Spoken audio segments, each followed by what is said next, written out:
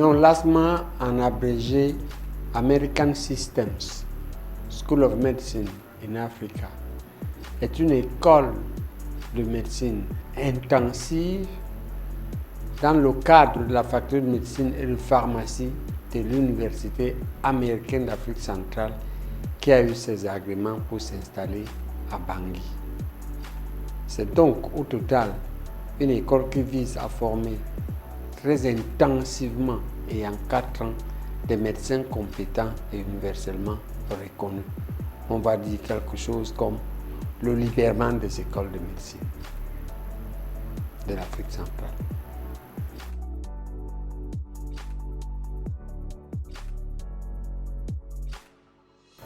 Simplement en exploitant bien le temps. Parce que le volume horaire et la qualité de l'enseignement est la même.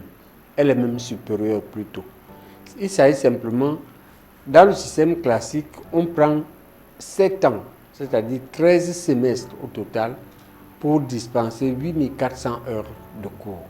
Dans ce système de 7 ans, c'est 600 heures de cours par semestre. Ça veut dire 100 par mois. Ça veut dire 25 par semaine et ça veut dire 5 heures par jour. Le système américain ne veut pas gaspiller le temps aux jeunes en leur donnant la mauvaise habitude de travailler seulement 5 heures par jour.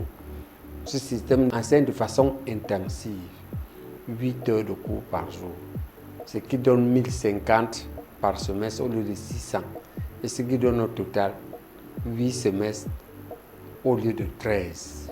C'est donc une question d'utilisation rationnelle du temps. Mais en plus, dans l'ASMA, vous aurez la qualité, vous aurez la discipline, vous aurez la possibilité de le terrain balisé pour chercher des emplois juste dans des pays comme l'Angola. Parce qu'on donnera des cours de portugais. On les préparera à pouvoir travailler à Malabo. C'est-à-dire qu'à savoir parler avec un patient en espagnol, à pouvoir travailler à Luanda ou dans le Cabinda, c'est-à-dire en parlant un peu de portugais. Et après avoir fait d'ailleurs des stages. Donc c'est une école pour toute la sous-région qui va former des gens, des médecins extrêmement bien formés.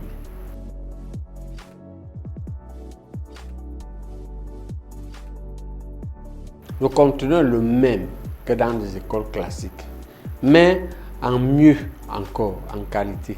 C'est-à-dire en installant presque, en réglant des problèmes comme le transport, en faisant tout en logeant les étudiants et les enseignants à côté de leurs amphis, à côté de leurs bibliothèques, à côté de leurs restaurants, on économise le temps que nous perdons énormément dans les transports.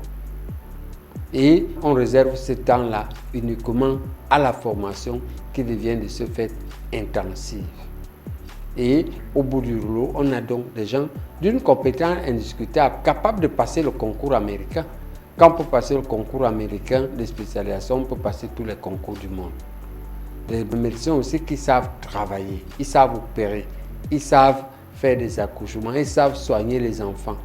Et puis ils connaissent toute la région puisqu'ils vont faire le tour. À la phase préclinique, il y aura deux cycles. Un cycle préclinique de 4 semaines, c'est-à-dire 2 ans. Et un cycle clinique de 4 autres semestres, c'est-à-dire 2 ans.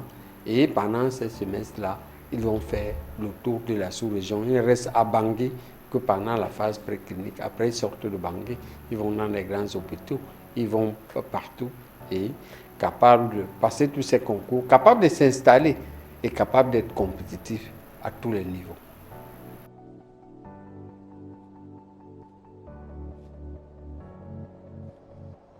Alors, il faut d'abord dire que la diplomation, on a veillé à ce que la diplomation soit reconnue par le CAMES, elle soit reconnue par tous les pays de la sous-région et qu'elle soit reconnue internationalement pour la diplomation grâce à la qualité et à la rigueur de la formation.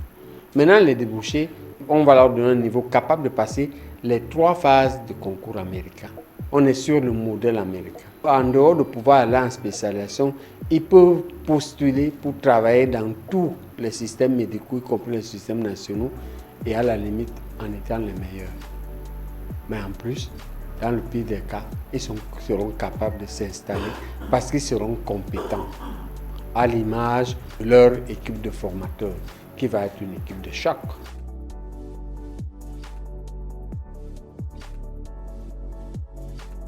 Alors, on est admis dans ce concours. La première chose, c'est qu'il faut avoir 18 ans au moins, parce qu'il faut un peu de maturité pour pratiquer la médecine.